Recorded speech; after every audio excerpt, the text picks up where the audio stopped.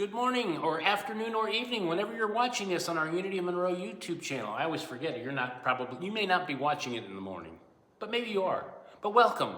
And welcome to those of you who have gathered here on this July 5th, a day after our Independence Day. I welcome you. I'm glad you're here, part of this activity today.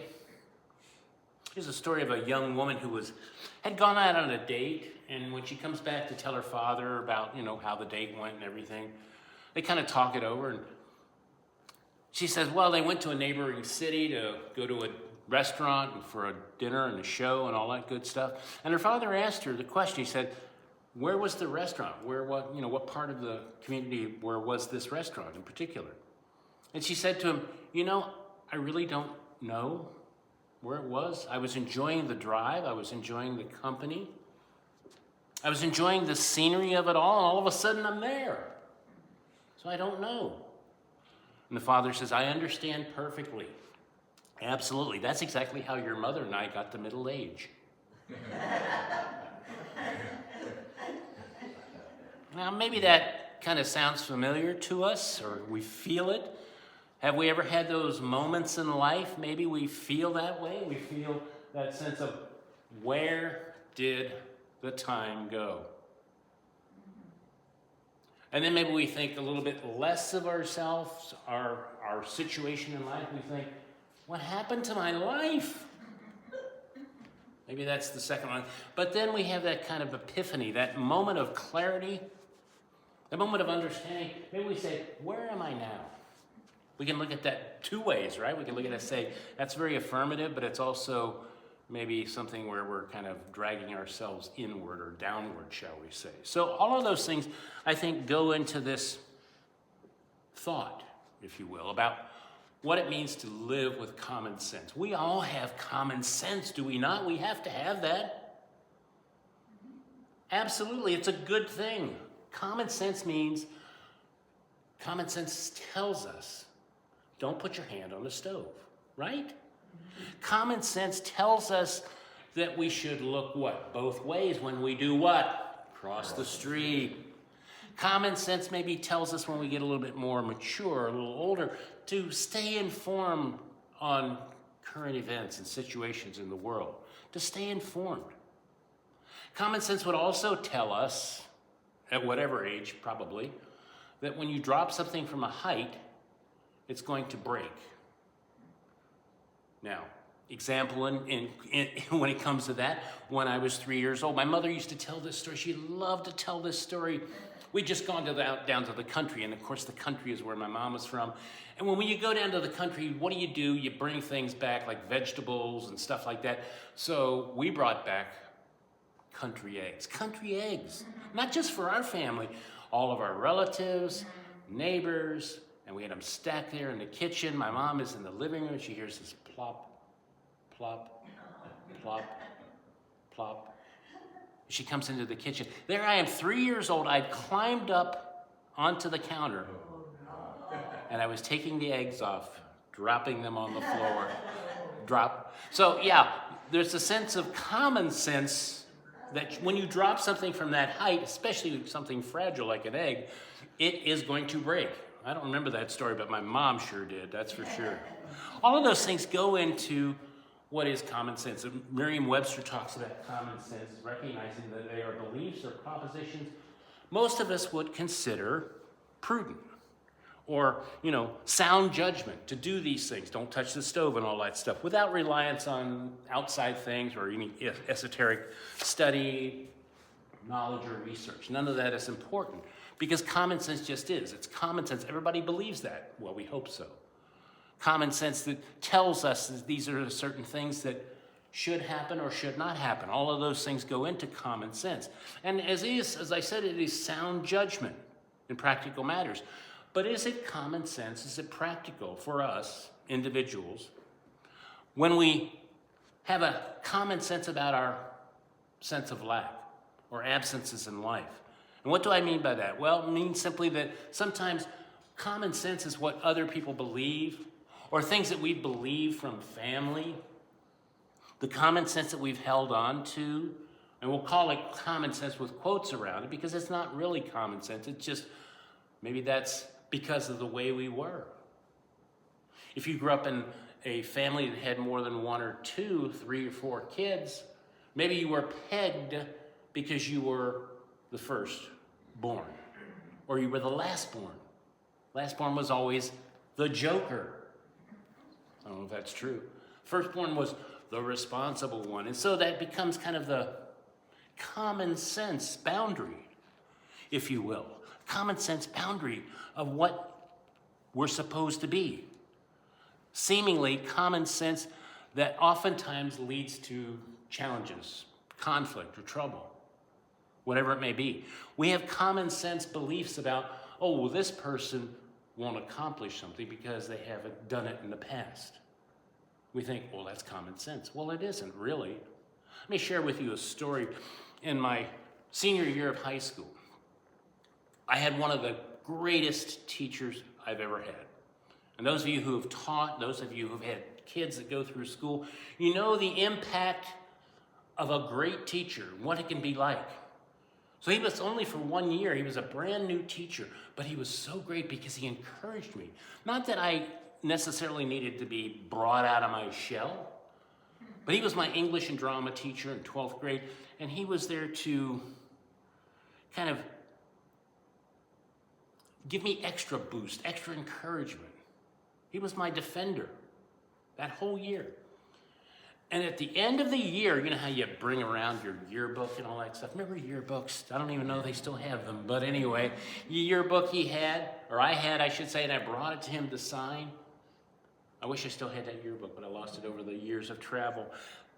But Mr. Penman, so he writes in this yearbook, he says, the previous teacher for English and drama that you had problems with, sound familiar? I had problems with a teacher, me? He said that she had left, detailed information about all the students, and what she said about you was that you wouldn't accomplish anything, you wouldn't rise up to the challenge. He said, but I knew I could see something in you. There was something there. And this was a first-year teacher who was so great and just lifting me up. And I read that and I was like, I haven't seen that man since, but I trust he's lived a kind of fulfilling and sustaining life.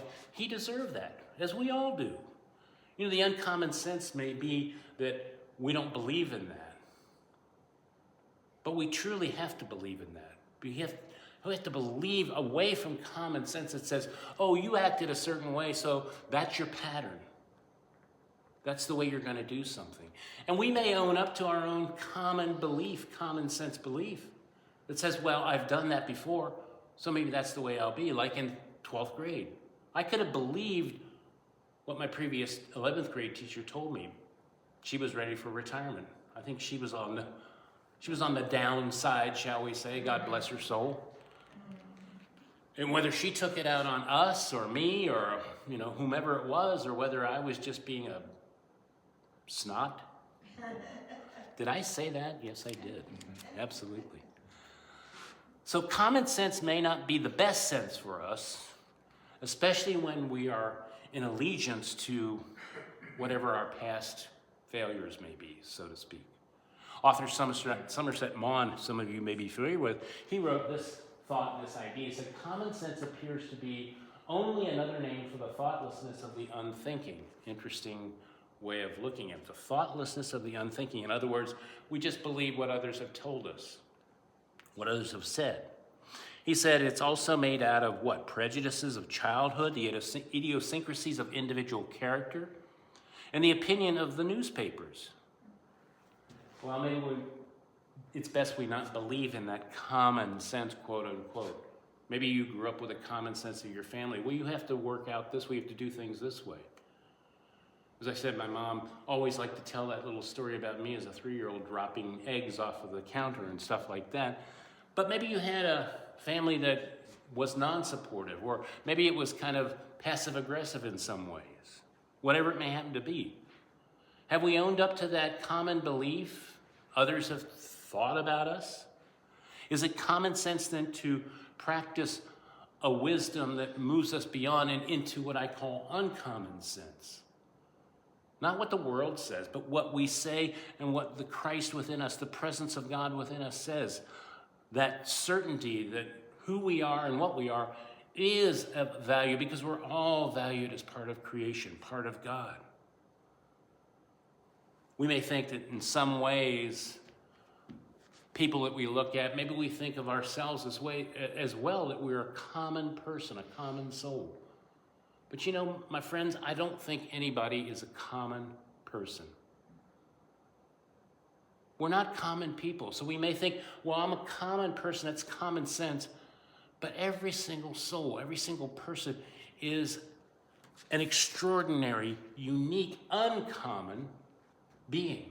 Why? Because we're all created in that expression of God, in the depths of potential and possibility. And when we think about that, when we meditate on it and pray about it, maybe a phrase or a word or a scripture verse comes to mind. And the one that comes to mind comes from Jack and Jonelle Philippi. The Philippians. I love the Philippians. I can do all things through Christ, which strengthens me. Those of you watching, we have a couple here known as, well, that's their last name. They're the Philippines. And every time I use a Philippians quote from the Bible, I like to pay homage to your family from way back when, 2,000 some years ago, the Philippians. I can do all things through Christ, which strengthens me. What is the Christ within? It is your presence, your power, your faculties of mind and heart and soul. All of that, the spark of the divine in you. The spark of the divine in you says that's uncommon sense to move beyond what you've been told, what the world says about you or doesn't say about you. You know, over the years I've touched on this idea, this teaching, that for some 1,500 years, maybe a little less than that, has been taught. A teaching that I think is absolutely an abomination. One of the worst teachings that people have taught. And for 1,500 years, we've been taught this kind of separation. We've been taught this idea of original sin. And I've taught on this over the years. The idea of original sin is a unique invention of what was wanting to be created some 500 years ago by the hierarchy. 500 years after, I should say, Jesus, 1,500 years ago. And the teaching of original sin became prominent as a sense of separation between humanity, each one of us, and God, Spirit. All of that goes into this idea of an institution that calls into play and puts into motion this quote-unquote common sense belief that we're separate from God, this common sense belief that you and I are not of the beauty of God, of the wonder and awe of God, that we're not of that sense of what God is incarnate. You see, we were not born in that idea of original sin. Original sin has nothing to do with Scripture. Original sin is not part of Judaic thought. There's no tradition of original sin in Judaism. And yet, 500 years after Jesus, it became one of the teachings, one of the most abhorrent teachings, if I could say that. And you would say, well, what about, this thing or that thing? Aren't we all sinners, Greg? People have asked me that over the years, said, aren't you a sinner? Haven't you sinned in some way? Aren't you born of that original sin? Sometimes I look at them and say, no. Absolutely none of us are born of this thing, this stain called original sin. Have I made mistakes? No. I mean, yes. Oh, I just made a mistake there. Yes, of course we have. We have all made mistakes. We've all dropped the ball. But that's not who we truly are. Am I going to claim that common belief that, oh, you've got to be of the stain of whatever? No. Common belief that says you are less than. How about an uncommon belief, an uncommon sense belief that says you are part of this divine connection with God that cannot be separated ever. We're part of that God knowing, and we have the power to change as we are chosen to change, as we choose to change. Just think about that common sense that we may have had over the years. The common sense belief that, oh, humankind could never fly like the birds and the butterflies. That's only, 120, 30 years ago? That common belief that a group of ragtag, I always love saying that, ragtag revolutionaries could rise up against the greatest, at that time, army and navy in the world. The greatest army and navy in the world. And in 1776, they did so. The common belief was what? You're going to get your you-know-what whooped. But an uncommon belief, uncommon sense, was recognizing that no, as I talked about last week, freedom must go through and does go through every creation, every soul upon this planet. You know, as we were preparing, as people were getting closer and closer to our 250th observance, anniversary, birthday, whatever you want to call it, yesterday, I picked up a book, an old book I had on the presidency of the United States, and I was looking through it, and I came across a little bit of article of the youth of FDR, Franklin Delano Roosevelt. And of course, we know he became, afflicted with polio.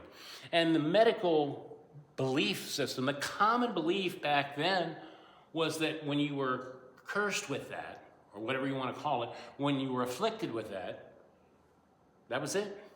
You were done. You were gone. Think about the origins of unity with Myrtle Fillmore and consumption and tuberculosis. But for FDR, it was that idea that, just give it up, FDR. Just give it up because you have polio. And there was no cure. That didn't come till much later for him. And, he wasn't around at that particular time.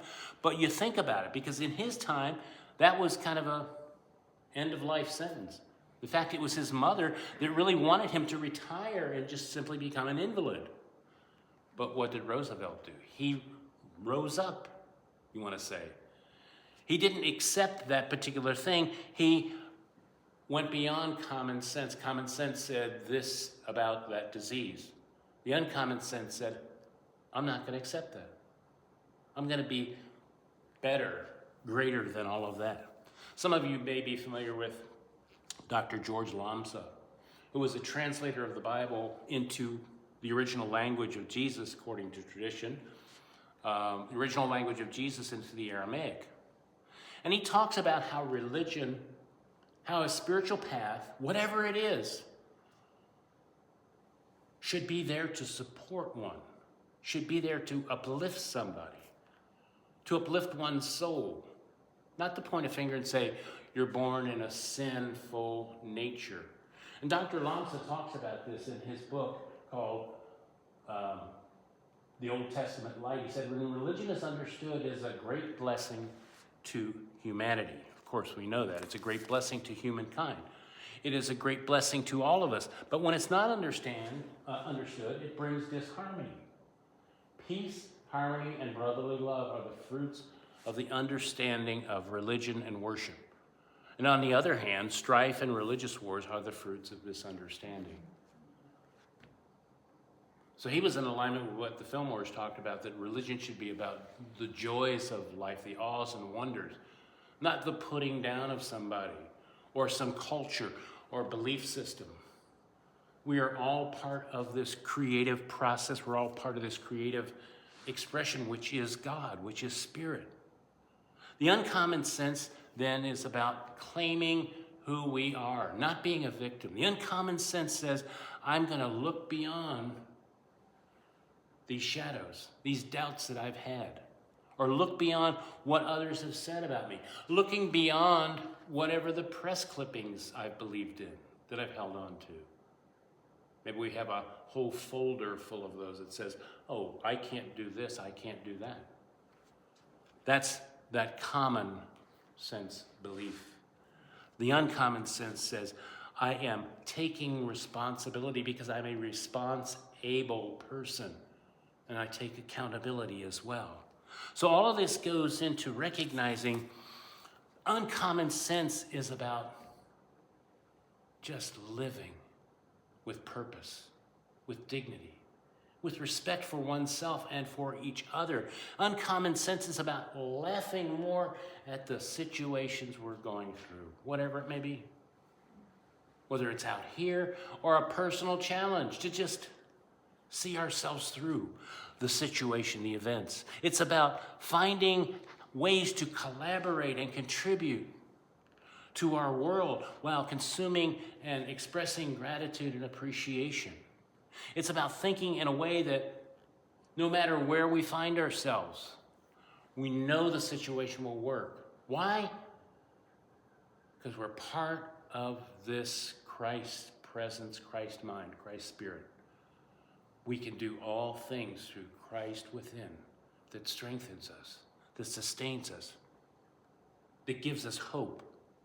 We can know as we keep on keeping on that there's always an uncommon sense that moves us beyond the common sense realm that limits and sees only division into the uncommon sense that says, you are a child of the universe. You are as God created you to be, and even more. And so let us allow that uncommon sense to, shall we say, release and reveal that imprisoned splendor of spirit that is you. So now let's take a moment to just sit back and relax and take a time to reflect upon whatever that uncommon sense may be for you and in you and with you. And it sounds like the pizza's here. Close enough. Thank you, Carol. Add it to. I'm sorry, folks.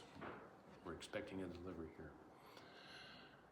So now I invite you to just sit back and relax and just take a moment to reflect upon the power, the presence, the fullness of God that shines through you and as you in this moment. It reflects in you as you close your eyes, as you center in and work into this agreement that through God, with God, all things are possible. All life is possible. Why? Because we are, you are, I am a child of spirit. So invite yourself to relax right now, just to quiet your mind and your body and take a moment to breathe in that nature of life itself, breathing in and letting it go. In doing so, we invite an awareness and a recognition that in God and through God, working in the mind and the heart of all creation, there is infinite possibilities. There are ways to rise up, to live in that uncommon sense of life.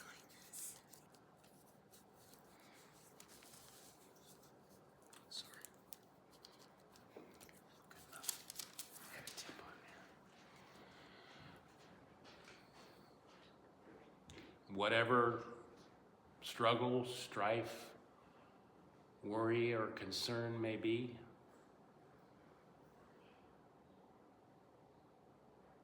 I know that that is perhaps a common belief that I've held on to. A common belief that says and looks at things only from that human perspective. Common belief. Common sense that says, this is who I am. And yet, in this very real and holy moment, let there only be uncommon sense within. Let there only be uncommon sense that lifts us up into the wonders of all life.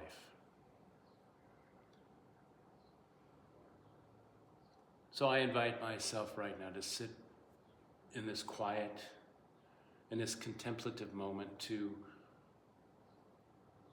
know that I can release and let go of those common sense beliefs. Oh yes, I trust in common sense that says these are the things I might be wary of. But whatever common sense beliefs I've held on to that limit or show lack in my life, I am ready and more than able to let them go. So I rise up this day. I claim that uncommon sense that I am one with all creation, that uncommon sense that sees harmony and connection and unity with all life. I invite myself right now to feel the wonder of this moment and of uncommon sense that floods my mind, that moves my soul, that enlivens and quickens my step.